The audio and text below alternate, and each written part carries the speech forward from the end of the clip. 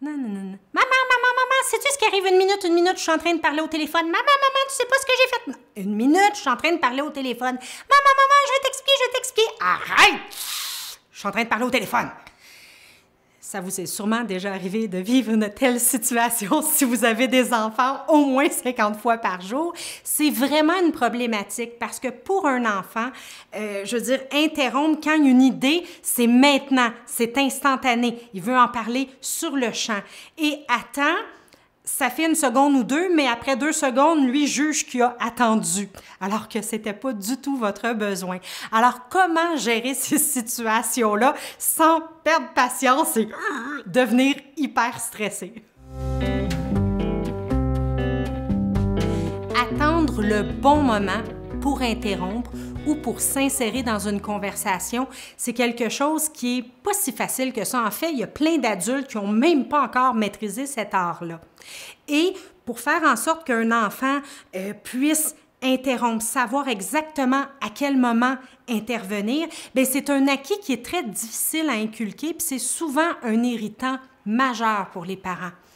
Pourquoi les enfants nous interrompent et surtout, pourquoi, quand on leur demande d'arrêter d'interrompre, d'attendre 1 minute et demie, pourquoi ils n'y arrivent pas? Pourquoi ils n'écoutent pas? Est-ce que c'est vraiment de la mauvaise volonté? En fait, pas du tout.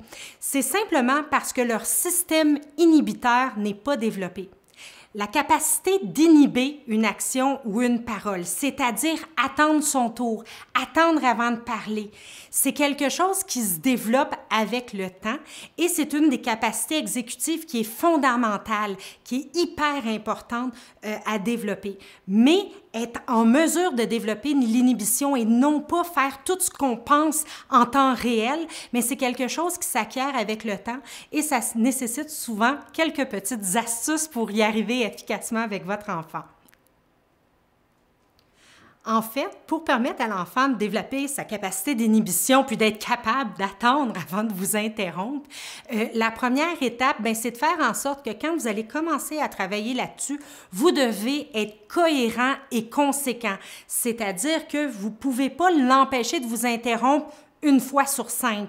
C'est incohérent. L'enfant ne comprendra pas. Alors, quand on va entrer dans ce processus-là, c'est très important d'être hyper vigilant et de s'assurer que systématiquement, on va employer le même outil pour faire en sorte de lui communiquer. En aucun cas, c'est acceptable, à part un cas de force majeure, de m'interrompre quand je te dis d'attendre 1 minute. Le meilleur truc probablement pour pouvoir parvenir à faire ça, c'est simplement le truc de la main sur l'épaule. Comme l'enfant a de la misère à se retenir et que lui, au bout de 3 secondes, il est convaincu que ça fait 6 mois et que vous avez déjà oublié qu'il voulait vous dire quelque chose, une des meilleures manières, c'est de lui demander simplement de vous poser sa petite main sur votre épaule. De cette manière-là, comme la main reste sur l'épaule, l'enfant sait que vous savez qu'il attend après vous. Fait qu'il ne se décourage pas parce qu'il sait que c'est actif. Il y a un contact physique qui est très rassurant pour lui. Et une fois de temps en temps, si ça se prolonge, vous pouvez lui faire simplement une petite tape sur la main pour lui dire « Je suis là, je ne t'ai pas oublié, là, ça s'en vient ». Tout simplement. Alors, c'est un truc d'une simplicité sans borne, mais d'une efficacité redoutable. Les enfants le comprennent très bien. Évidemment, quand on va vouloir instaurer un truc comme ça, on va faire une pause. On va attendre un moment où l'enfant se sent bien et joyeux et où il n'y a pas d'interruption et aucune dynamique négative. On va s'asseoir avec lui, puis on va simplement lui parler comme à un grand. Tu sais, quand tu m'interromps, des fois, je m'impatiente, ça m'énerve, puis toi, je comprends que tu as beaucoup de difficultés à t'abstenir de m'interrompre puis d'attendre. Alors, je te propose une solution. Quand tu veux que je te parle, je t'invite à mettre ta main sur mon bras et simplement attendre que je te dise que c'est correct. Comme ça, tu es sûr que je ne t'oublie pas. Est-ce que ça t'irait comme solution?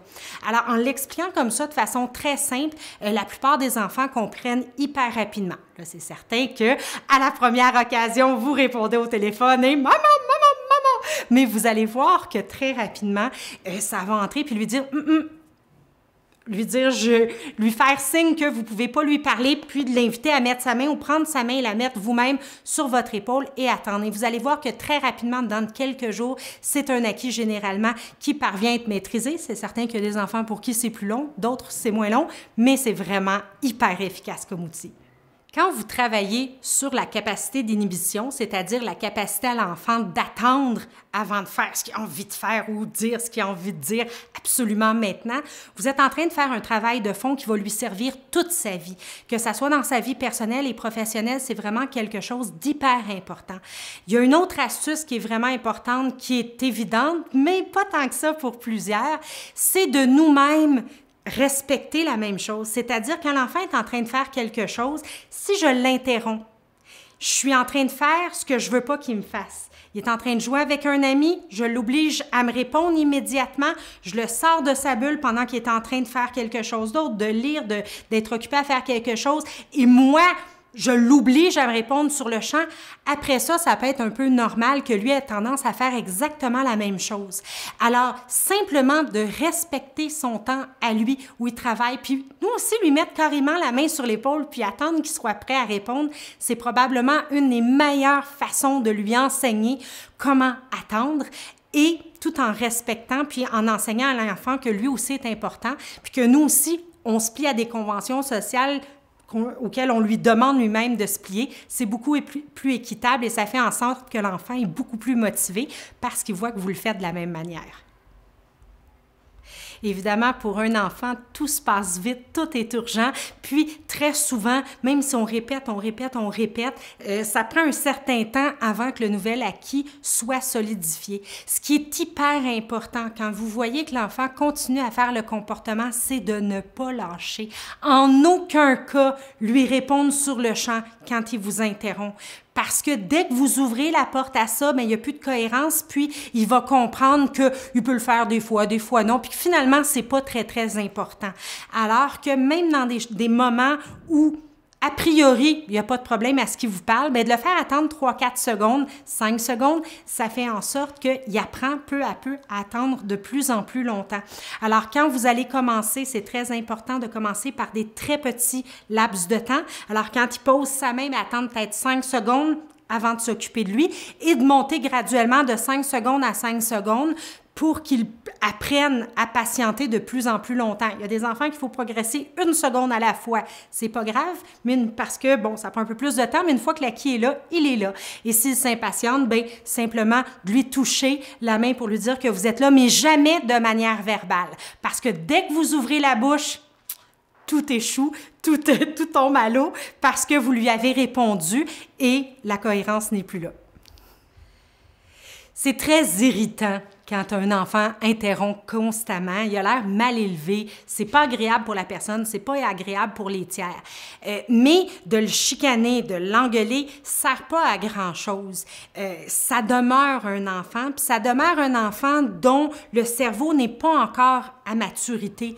Neurologiquement, il doit progresser et apprendre à attendre son temps. On peut accélérer le processus avec des outils comme je vous ai indiqué tantôt, mais il faut quand même laisser le temps au temps de se faire, puis faire en sorte que l'enfant puisse y arriver tout seul. Alors, il y a un investissement en temps, mais ce n'est pas en se choquant contre lui que ça va réussir, parce que quand on lève le ton, qu'on devient agressif, qu'on devient fâché, tout ce que ça fait, c'est que ça va stresser l'enfant, ça va faire monter son taux de cortisol, l'hormone du stress, et il va être encore moins en mesure de gérer son cerveau. Il va arriver dans une situation où émotivement, il est tout croche et il ne sera même plus capable d'essayer d'attendre, il ne sera plus capable d'écouter. Alors, c'est contre-productif.